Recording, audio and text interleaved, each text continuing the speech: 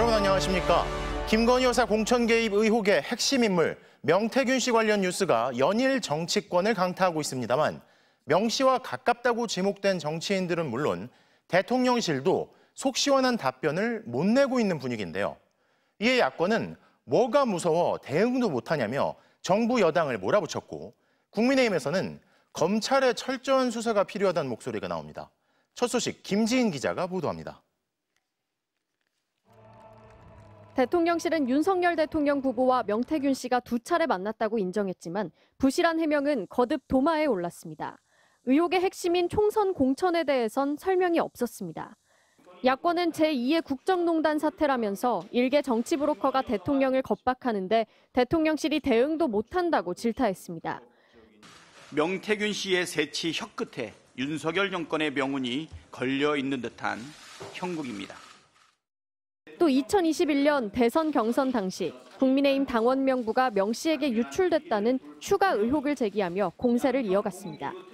미래한국연구소가 당원 11만여 명, 13만여 명에게 여론조사를 실시해 윤석열 후보의 압도적 우위로 나타났는데 명 씨가 여론조사를 이용해 윤석열 대세론에 불을 붙인 게 아니냐는 겁니다.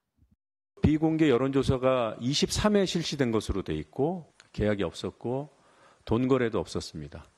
이건 법률 위반으로 판단이 되는데 파문이 가라앉지 않자 국민의힘 지도부도 공개적으로 철저한 검찰 수사를 촉구하고 나섰습니다.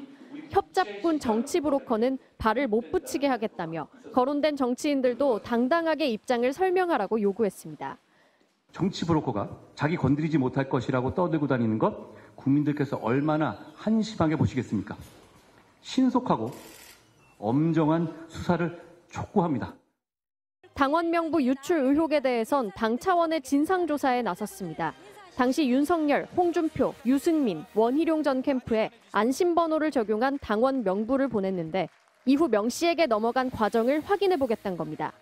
선거운동을 하라고 보내준 당원 명부입니다. 어떻게 흘러갔는지에 대한 부분은 우리가 차근차근 지금부터 조사를 야권은 김건희 여사 특검법과 상설특검을 병행해 추진하고 나섰습니다. 국민의힘은 특검 중독이라고 반발하면서도 김 여사를 둘러싼 의혹이 끊이지 않자 대응책 마련에 고심하는 모양새입니다. MBC 뉴스 김지인입니다.